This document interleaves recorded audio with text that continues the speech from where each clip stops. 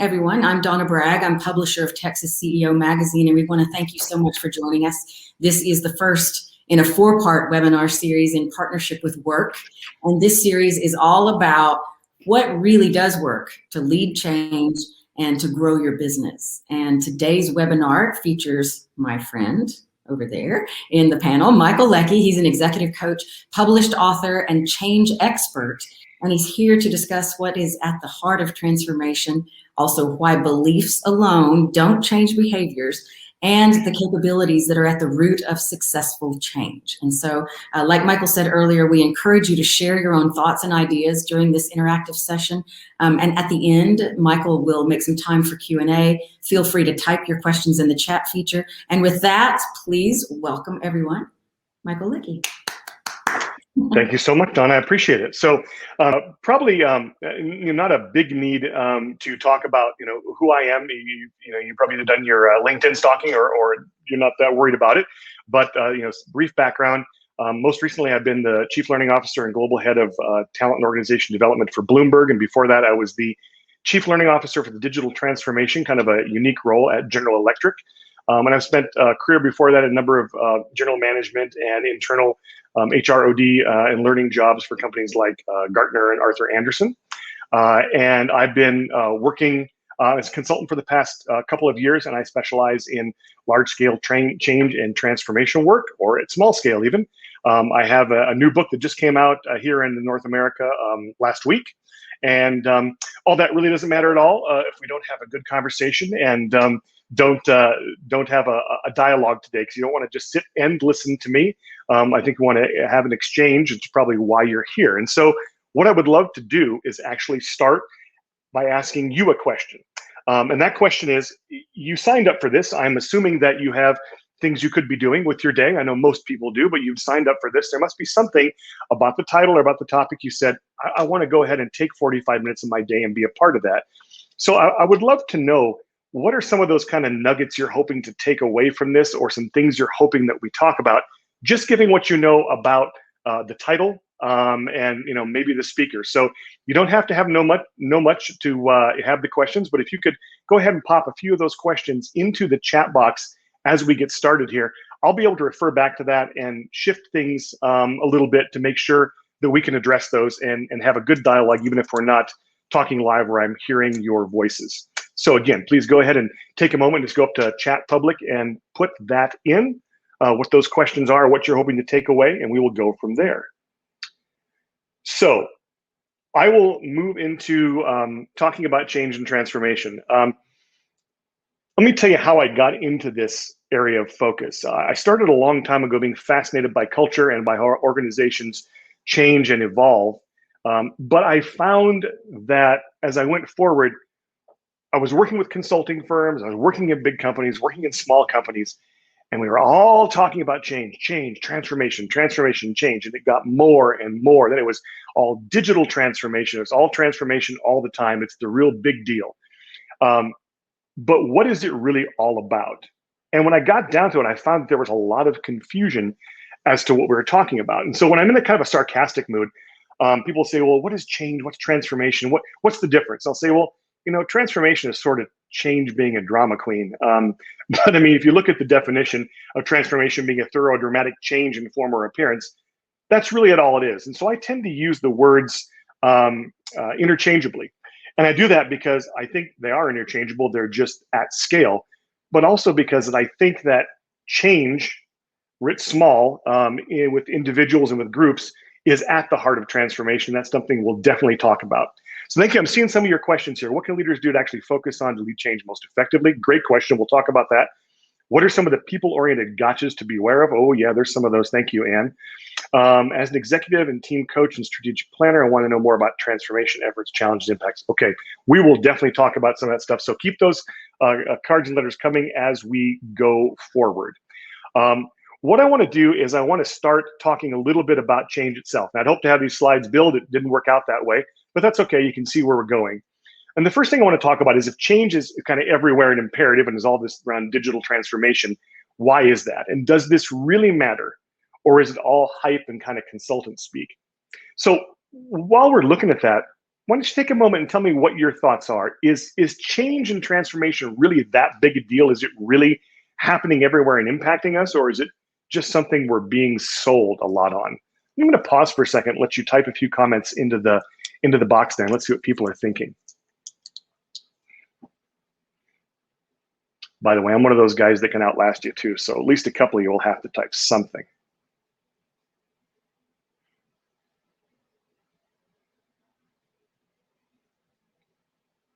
It is a huge deal.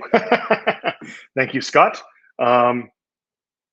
Yeah, what's the most great? What is the most important thing a CEO needs to do, say not in do or not do in transformation efforts?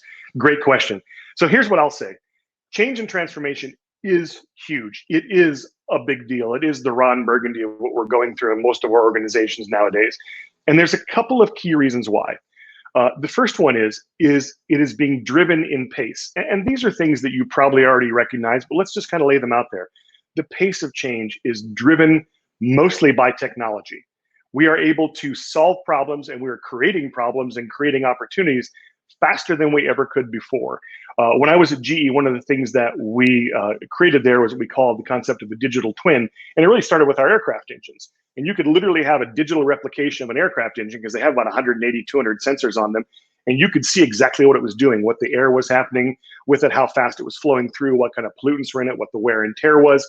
And that engine could be simulated live. The amount of data it takes to do that, the speed to crunch that data is enormous. And 5 years back, we didn't have it, but we have it now, and we can see that, and we can see digital twins of so many things. So technology in so many ways is driving the pace of change and what's available.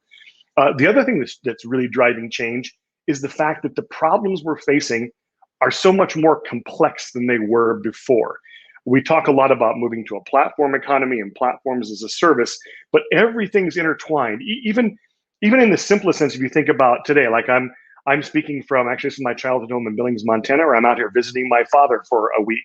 But I'm working with you and I'm presenting here. That was something that wasn't possible all that long ago. But the fact of the matter is that we are changing constantly and everything is intertwined. I'm at home, I'm at work.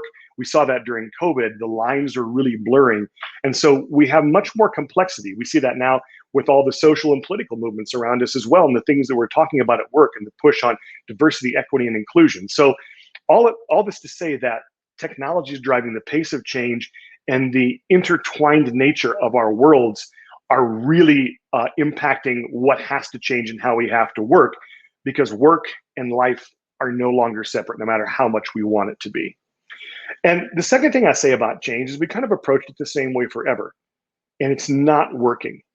And we've approached change linearly, like it's a project, and we've treated it like every other project we've had, but it's not impacting. And so if we were live, one of the questions I'd be asking you to respond to, and you can certainly put some comments in the chat, is when's the last time you actually changed a belief?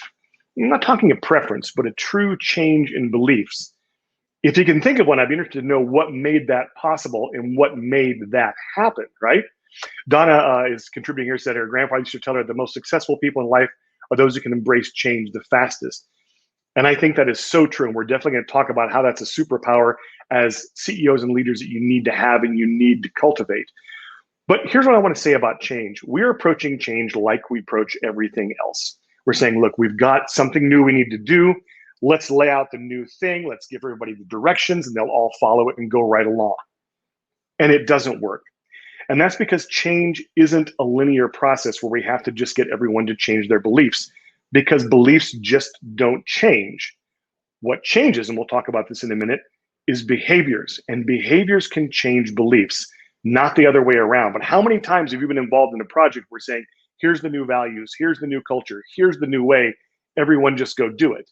It reminds me of the first and last time I went scuba diving. I always wanted to scuba dive, and I went to a resort when our kids were little with my wife and got all suited up and went out in the scuba thing and took a little class in the pool, and I was all excited, and we got down in the water, and I got to a level and I kept kind of floating up and down. I'm trying to adjust the weights and the belt, and finally I get the angry thumbs up from the instructor, and we get to the top and she yells at me. She goes, "You have to stay level." I said, "Well, how do I do that?" She goes, "Just stay level." And that was the last time I scuba dived because I was so frustrated because, of course, her advice didn't help me. But most of the time we're telling people, just believe the new thing and change will follow, and it doesn't. So, number one thing they don't tell you about change is that beliefs don't change behaviors. It's the other way around. So we have to discuss what behaviors change, why we change behaviors, and why do we have to change behaviors and why don't beliefs change? It's because most of our beliefs are hardwired for us to survive. We have all sorts of beliefs that protect us, and our brain is wired to say, how do I survive this? So when I'm involved in a big change project at the company, I can get the C-suite on board. They understand the long-term vision and goals. They understand the disruption in the marketplace. They understand what's changing and why they have to. When it gets down to the person on the shop floor or in the store or behind the wheels of the vehicle or working in the distribution center, it's a very different reality for them. What they're not concerned about, unfortunately, is the long-term viability of that company. They're concerned about their viability today and tomorrow, and sometimes long-term as they go up the ladder and have more wealth. But most people are not worried about that. They're worried about how do we survive? And so we tell them, here's a brand new way. What we're really saying is, here's a brand new way and a whole new set of things to believe and do. And if you follow them, you don't know what will happen, but it'll probably be good. We're not wired to believe that. We're wired to believe that the bad thing is going to happen because that's how we survive. So one of the first things we have to learn about change is we can't launch out there with, here's the new thing, everybody come on board. We have to actually start with changing some behaviors. So the number two thing they don't tell you is that the best behaviors out there are questions. Questions are an incredibly simple behavior. Questions you ask yourself, questions you ask others, and questions that you learn from about how you answered them and how you came to your conclusions as you ask them. So in my perspective, and I showed you a picture of the book, what I've tried to do is take concepts around the culture and the ways of thinking and believing that we need to have for a digital age where the problems are more complex and changing so quickly due to technology, and give you some simple behaviors, some questions to ask. And actually at the end of this session, we'll get into a few of those and I'll share some of them with you so you get a flavor for what I'm talking about. But so first thing, that behaviors change beliefs and not the other way around. And the second thing is that questions are some of the best behaviors to adopt because they're simple, because everyone can do them, and because they can be consistent in how you approach them. Number three, change is not a campaign or propaganda from HR, you or your consulting firm. And it's problematic to act like it is. I've been involved in numerous, I can't tell you how many change projects. Most of them have failed, which may either make me a really poor person to listen to on this topic or a really good one. I happen to believe that failure is where all the learning is, so I think it could be a good thing. But the fact of the matter is that we treat change almost like it's propaganda. If we can just get people to say they believe it, they'll believe. But they don't. Sometimes they act like they do under pressure. They pretend they do. But things don't really change for them. In fact, most of the time, people kind of are just biding their time and waiting for the new management structure to come along, which will have a new change to put in place that they can also ignore. So we really start to believe that all we have to do is convince people because we've been convinced, and that's going to work, but it doesn't work. Another thing I'd like to say about that is you can't outsource it. And so it got back earlier to, I think Vicky's question was, what's the most important thing you need to do or not do in your transformation efforts? I'll answer that question right now, and this one I'm pretty sure on. You have to lead it. So here's a reality for most leaders that we're really slow to start to understand. I think because it's a little frightening and a little painful, and that is that the reason that we're in the jobs we're in now is not the reason we're going to remain in them and not what we need to go forward. Kind of the classic, what got you here won't get you there. So I had a great opportunity. I've had a great opportunity through some of the brands I work for to meet with people that I probably never would have met. And one of them was the late Clayton Christensen, who wrote The Innovator's Dilemma. And I got to spend an afternoon with Clay up at Harvard one day. And we had this just kind of wide-ranging conversation. And at one point he stopped me and he goes, you know, Michael, I'm having a bit of an epiphany here. Because it used to be that we had to develop the skills and abilities to get the job and earn it. Now we've got the job and we have to develop the skills and abilities to do it going forward. And for a lot of us, that's really disorienting. It's really knocks us sideways because for most of our lives, we've gotten to the positions we're in because we've earned them and we feel a sense of legitimacy to be there and all the things that come with them, with those roles. But the fact of the matter is that we need to now be leading change and learning and showing our learning and doing it openly, not knowing everything, but learning everything. And this is a shift that's not very comfortable because it requires us to step away from what's given us the power, the status, the respect, and the position we've had, which is our knowledge and what we've done, not how we learn and what we might do next. It's a very big shift. And so, for the most part, we continue to roll out change initiatives like any other initiative. We put a Gantt chart or a timeline in place. We assign resources to it. We argue with finance about how much those should cost. We argue with the consulting firm about how much they should cost. And then we start rolling things out and we do a whole lot of stuff. And there's a lot of activities and not a lot changes. And we keep coming back to, where's the resistance? Why so much resistance? Why don't people understand what we have to do here? So that leads me to number 4 of what they don't tell you, which is the change is not a systemic process. You can't do systemic change systematically. Change, as I like to put it, is an individual sport played in groups that creates change and the capability to change at the same time. So here's what I mean by that. If you have a big change strategy, we're working with a client now that has a big change strategy around all of how they interact with their clients. And what they do is they are a business process outsourcing company for a lot of government and state and local benefits.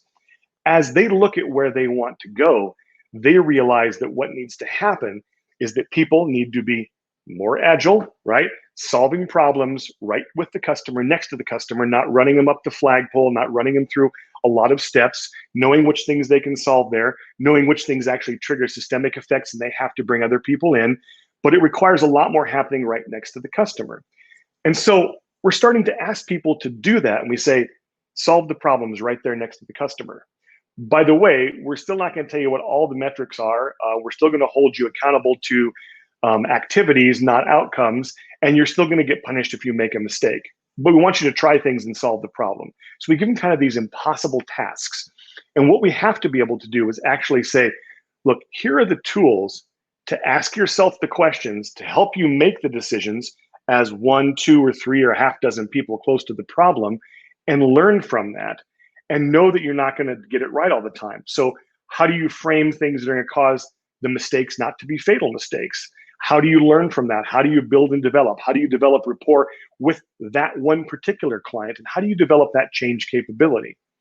And if we do that in spots throughout the organization, it takes about 20-25% of the organization to actually develop that as at least a working skill, a conscious incompetence around, but starting to build some conscious competence for the whole thing to shift and for you to build change as a capability and transformation as a capability. So again, we don't want to look at what is the systemic plan for changing everything. We want to look for the bright spots. We want to look for that coalition of the willing that we can bring on board. We want to surface hidden talent that's got an idea. We want to get the people that get it. And we want to start having change happen in those smaller pockets. Moreover, then we want people to learn how to change. And that's going to lead us to the last thing that I think is probably the most important, which is that change starts with leaders. And we talked about this, but let me go a little bit further into why this is the case. The first thing, you have to have empathy for what the people you are leading are going through. When we sit back and say, we have a big change coming, a big transformation project, y'all do something different and nothing changes about us, the message is clear.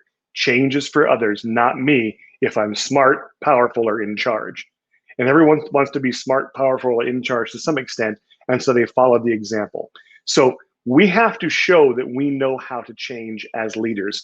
We have to be vulnerable and open about that. We have to almost change and learn on a stage or in a fishbowl so that people believe we're truly committed to it, and that makes it safe. And that's the second point.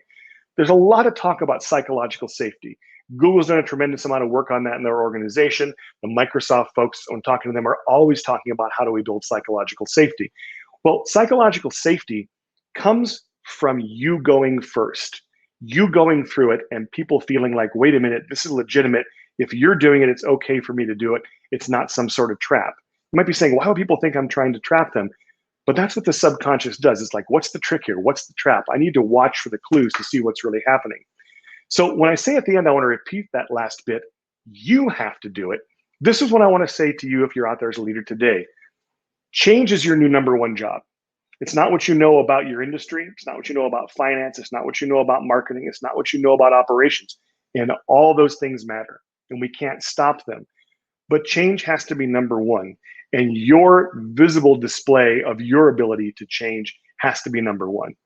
I work with a private equity-backed tech company, smaller company, and that company, the leader there is spending so much of his time showing his process. And I can tell you one of the biggest things that happened, I'm not going to share the details, I want to protect anonymity, but this person actually had a moment where they're trying to change their approach to diversity, equity, and inclusion, which is, we're talking about a lot lately for a lot of reasons. And one of the things that this person had to come face to face with was their own unconscious bias. And it happened with a hire. And they had just made a comment kind of off the cuff about two final candidates for a job. And they said, well, I like them both, but I thought that, this woman was less polished than that woman. And they didn't think much more about it. And of course, the team went ahead and hired the woman who was more polished. Their first inclination before that conversation had been to hire the less polished person because they thought that that person was the better hire. But hearing that comment from the CEO, they said, okay, we'll go that way. Well, it turns out when we talked about it, that less polished is one of the key phrases that comes to mind for white males when you're dealing with African-American employees. And it so happened that the woman he was referring to was Black. And when he had that moment of realization that less polished meant she doesn't quite sound like me, it doesn't quite talk like me, it doesn't quite look like me, and I put less polished onto it, that was a case of unconscious bias. Getting up in front of the entire company and reflecting upon that and saying, here's what we're going to do to put guards in place to make sure that no one voice overrules and causes us to have bias in our hiring process was a huge thing. But what it has done, and it was really hard for that person to do, but what it has done, it has opened up company-wide a safe discussion about where might I have bias. And you know what? They're finding there's not a lot in their company. And they actually have done a really good job of equitable hiring and having diversity in the organization. But they couldn't have the conversation unless the CEO had the conversation first. Now, that may be a totally different example from what you're facing in your organizations, but the fact of the matter is that your leading of change is the number one thing you need to be able to do. When I tell CEOs that, the first thing they say is, okay, that does make sense, but now how do I do that? I don't know how to do it. And that's where we start to get into what are some ways that we can actually do that. So what I'm going to do, we have about 20 minutes. I'm going to spend about 5 minutes here kind of walking you through 3+1 of my favorite questions of change. And then I would love to see your questions in the chat. And I'm going to ask Rihanna to pull out some of the ones that she's seeing, and we'll get that Q&A going here. So the first one, what is your third best idea? So I'll tell you why I love this question. And there's a very large, let's just say a really large software company, maybe headquartered somewhere in the Pacific Northwest, that is starting to use this question a lot. And what this is good for is that when you're asking a team for ideas, or you're asking yourself for your ideas, we generally spit out the one that comes easiest and is most fully formed and sounds the best, sounds the most kind of polished and put together, because we like to start with that right answer. We'd like to start with what we know. And if we ask again, we'll generally come up with a second version of that, or maybe something a little bit different. When you get to the third question, people really have to think about it. And so when I use this question in organizations, I'll say, great, what's your best idea on this? Super. Let's talk about your second best idea. Great. Now give me what the third best idea and why that is and what value that has. This is a dig deeper kind of question. And digging deeper is one of the things that we have to do ourselves and have to have others do if we're going to get to real answers. Because you know this as well as me, you ask questions in a meeting, generally the first answers you get are the ones that people think you want to hear, or the one the meeting culture carries the day with. Not maybe the one that's the best, not maybe that one idea that's more on the edge that might be the one that we really need, not the one that's most creative and innovative or disrupts what we're doing. A second one, what is my blind spot? I love this question for leaders because it does a number of things. One, it says, hey, I've got blind spots. I'm fallible. I don't know everything. I don't see it all. That in itself is tremendous role modeling for your team because they're the exact same way. And you know what? They don't get comfort by thinking you're infallible. They get comfort by seeing that you know how to learn and to listen and to grow and to roll with the changes.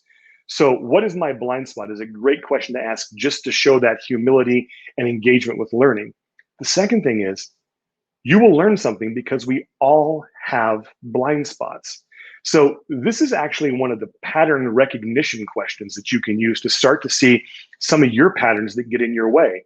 Because it's very likely if you're in a CEO or a senior role that you have very successful patterns the way you do things, but you've got one that you overcome or skirt around or get by because of so many other strengths. The problem is that's that little one that can trip you up and can continue to trip you up, and you just don't even see it.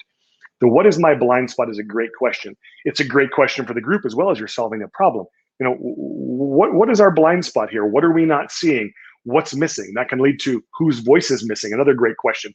Who do we need to bring into this? You know, what are we not seeing? It's the question that really gets you to dig in deeper to what are the patterns of how you make decisions. And the third one there, one of my favorites, what is the cost of replicating our success? I'll tell you why I love this question. I've got a couple of potential answers to that. But I love this is because it's not the kind of question we generally ask. We don't sit around and question what's working. We most often sit around and question what's not working. How do we solve it? But there are at least two clear things that you sacrifice when replicating what's successful. First of all, is you get stuck only doing the one thing that's successful. And so it slows your innovation and it protects you from seeing what disruptive things are around the corner. You're just focused on scaling what works. And scaling what works beautifully until it doesn't. The problem is we don't know when. I have a friend, Peter Hinson, is a bit of a futurist, and he talks about when we're looking at a growth curve that goes like this, kind of a straight line up, we get to this point, we stop and we look back along it, and we see where we've come, and we turn around and we look up and we just see the future. We don't see the cliff we're about to fall off, but we all know those cliffs of disruption are there more and more than they ever were in the past. So the cost of replicating our success is we might miss the thing that we need to do, which is going to be more successful. The other one, even more so kind of meta to that, is we're losing our ability to learn. We're focused on replicating and scaling what works, not finding what's not working, not finding the things that are failures. And the reason we need to do that, and we've all talked about fail fast, I kind of get sick of the term fail fast because it doesn't mean let's fail and do it quickly. What it means is let's try ideas, figure out what's wrong with them, and make changes really quickly. Let's learn quickly from the mistakes that are inevitable. Let's make them small and make them quickly, or make them large and make them quickly so we can move on. I worked with a company once that, in their history, making a big dollar mistake would have been a death knell for your career. It would have been all over. I'll never forget the day that sat down with the board and said, look, we were going down this path.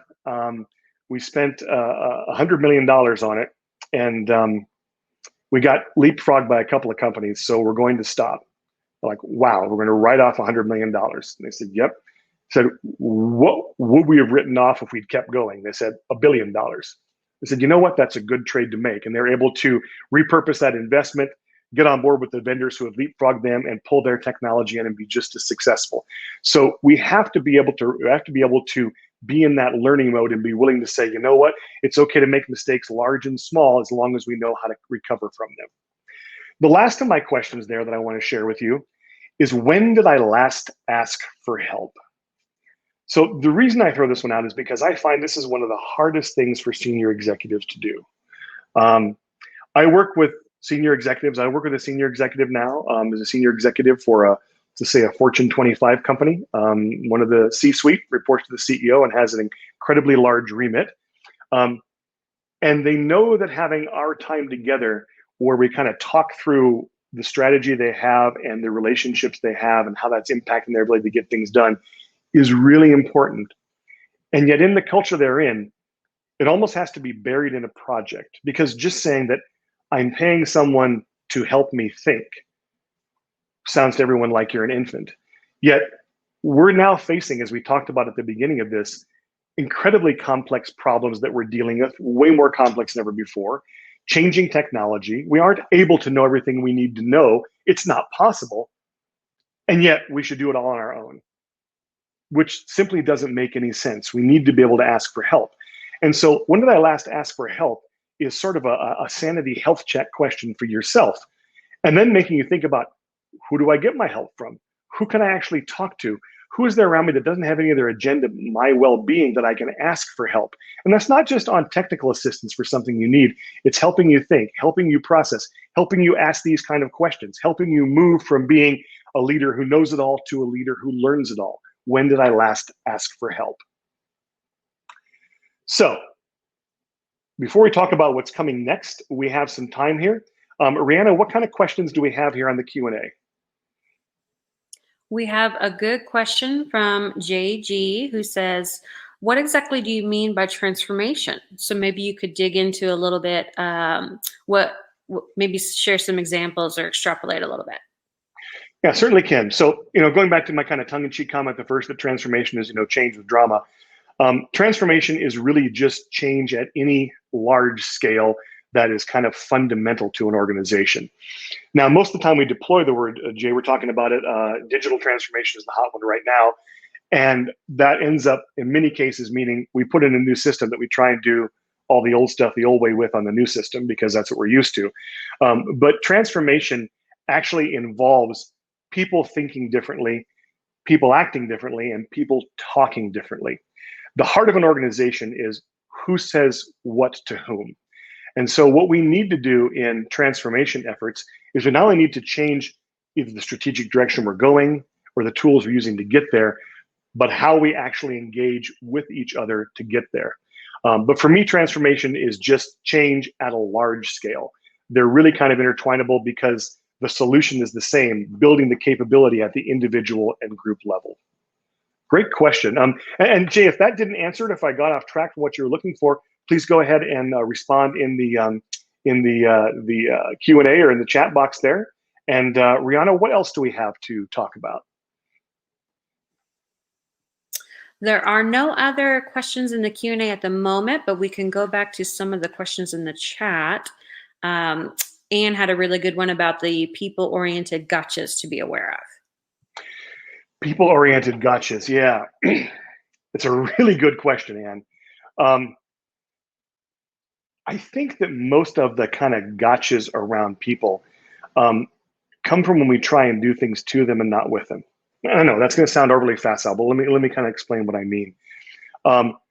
When we try and change people or tell them to do things differently, they tend to resist, especially in areas where they know more than us. And the fact of the matter is that while we may know more about the strategy, the economics, the direction of the company, all these things, when it comes to the job they do, they probably know more about that than us. In Silicon Valley, they used to refer to something they called the air sandwich, which is when up here we come up with the strategy, and down here the people who are supposed to implement it said, well, you're missing a whole bunch of stuff, and there was this big air sandwich in between. And so what we have to do to avoid any kind of gotchas, which are usually, I'm going to smile and pretend I'm doing that, but I'm not, or I'm going to smile and do it and tell everybody how useless it is and what you missed. And those gotchas tend to drive some cynicism and drive a doubt in our ability to lead the organization. So what we have to do is let people engage in making the decisions about the changes at a micro level in their area, which is why I start with questions that allow us to uncover our own assumptions, put them on the table, and then check them and see if they're still the things that we truly believe in, as opposed to, here's the new beliefs, change the ones you have. So really engaging people almost on a one-to-one level, which you say, well, how do you scale that? Well, you scale it by having managers first be the ones who role model it, and then do it in their groups, their small and large groups and other groups. And you have those groups start to get some impact from that and start to get more comfortable with the dialogue and the ways they're working. And you show the success they're having and let it go a little bit more viral. That's one of the best things you can do to avoid some of those gotchas. The only other gotchas that come to mind when it comes to people and change is when you have the leaders or managers that talk a good game but don't really act it, that say all the right things but continue to operate the way they have been and say, I want you to go out there and take some risks and fail fast. And as soon as you take a risk, doesn't work out, you're going to get punished. But I want you to take risks and fail fast. And so we have to really challenge our leaders to be able to do that better. Did I see their question coming there, Rihanna? Yep, we got a couple of new questions in. The first one is from Gavin, who says, in the orientation to behaviors coming before beliefs, what examples do you have or organizations creating new behaviors on a large scale? Great question. Great question. And again, it's hard to create new behaviors on a large scale, but I say that the behaviors that you want to start with are the conversations. So at one organization I'm working with, we actually use a platform as a service-based tool called changeforce.ai.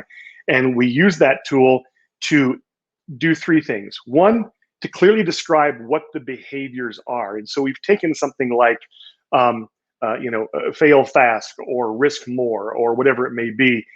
And we've described what that looks like. And we've shared that with people, not to say this is what you should be doing. We've shared those things and said, hey, this is what good, this is what not good looks like. How are we doing in your opinion? So it's not telling them something directly. It's telling them what we think good or bad is and getting their opinion on how we're doing.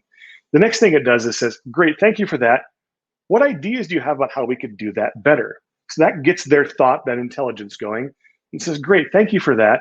That's all but anonymous. Would you like to raise your hand and say, I think I want to be a part of helping us do this better because I have some insight or some desire or some energy around that. So it surfaces some of that hidden talent. So Gavin, what we're seeing in change in behavior is that the key change in behavior is that people are now starting to deploy these questions and say, well, are we taking a sufficient amount of risk here? Are we willing to fail? Do we have the stomach for the long game? What's the cost of replicating our success? And so that's the simple behavior change that we're seeing. This happens to be supported by a platform because we're doing it. This is a large organization, nearly 500,000 people. But we also can do that, much more simply without a platform as well, just by asking the questions and rolling that out in smaller organizations, which we're doing also. So thanks for that. I think I saw another one there. Was it from Tom or David? Yes, we have time probably just for one more. So we have one from David, who says, in a larger organization with multiple groups needing to change in response to their own external inputs, is a deliberate approach that seeks the least change needed to respond a valid approach? Is it possible that big changes in other areas can often have unintended consequences for other parts of the organization? Great question, David. I think that probably some of your answer is yes. It's a great illustration of what I mean by you can't do systemic change systemically, because in this case, you're talking about, okay, we need to make this change is driven by these external events and things happening in our context and our environment. What is the minimum we can do that will address that and not put effort elsewhere and where it's not valuable? And it's a great question. And it's one that most organizations will try and answer in the C-suite or in the strategy room or in the consultant's office. But the best place to make that decision is right down where the decisions need to be made every day. So which is why I always talk about let's build change as a capability. And that could be, are we changing something about a minor aspect of how we work together, or are we changing everything that we do? But if we have change as a capability, which means we have questions that we know are useful questions to challenge ourselves, that we ask those questions of ourselves and others, and then we have a process to debrief and learn from them. So for those of you who want, I'm going to put this in the chat myself right now. Little bonus, the words VIP free with an exclamation point. And on the last slide, you'll see my personal website. I'm a part of Werq. I also have a personal website. And there is a series of tools on there that we call the 4 A's canvases, which are canvases to work through setting up, asking, and getting answers and learning from questions. If you use that code, you can download all of those at 100% discount, so it won't cost you anything. And that will be a great tool to help answer some of that question. But to kind of end that before we end the session here, David, I think that when it comes to change and transformation, you only want to do what you have to do because it's such an undertaking. But what you have to do first is you have to build the capability, and you'll be ready for the small ones and the large ones as you go forward. So thank you for that. Great questions. Love spending the time. Let me just tell a little bit about as we wrap up what's coming here in the next 3 minutes here over the rest of the month. So you're going to hear from some other fine folks on the Werq team. Scott will be talking about some key tools around energy and managing your time, which is something that if you're going to take on this new job of being a change leader, you've got to have. Gavin will talk about some of the conditions for change and the emotional intelligence needed to engage people. And so I talk about asking these questions. There's a level of how do you ask those questions. I try and cover some of that in my 4A's canvases you can download. Gavin will go further into some of that emotional intelligence and people skills you'll need to ask them the right way and to really engage the right way. And then finally, it kind of takes a village, and I talked about asking for help. Well, so Ilana will be ending the session for us at the end of the month, engaging some people on a panel who have been through, kind of sit in the shoes that you sit in, who know what you're going through, and will be a part of your journey and tell you how they've dealt with the changes they've made, what they've learned from it, and what they have to impart to you going forward. So that's what we've got coming up with you over the course of the month in this series. We're so glad to have you here. Again, I'm Michael, and you can get a hold of me at michael@werqpeople.com. Again, my website's where you can download those canvases, and I believe if you click on the homepage, it's set to the book right now, so you should be able to go right down and use that VIP free exclamation point code I put in the chat. And that's it for me. Rihanna, anything you wanted to say or add, or any last questions before we wrap up session 1 here? I want to say thank you, Michael, for teaching us all about change and our belief structure and what we need to do to kind of start to unravel this big part of being effective change leaders. And before we go, I'm just going to share one offer for everybody in the chat, and that is on behalf of Werq. You have the ability to have let me just pin it to the top of the chat. You have the ability to chat with a change expert like Michael for free. Get a chance to just get some one-on-one time with somebody, ask some questions, and get some insight as to what you can do in your own organization. And with that, I believe we will see you all hopefully next Thursday. Yeah, and I'll just do the one advertisement for it. The book did come out last week. I was #1 in organizational change and organization design. So if you're interested, I would love to have you buy it, and always interested to engage with great people as well in any conversations about that. Look forward to the rest of the series with some great people coming up. Thank you so much.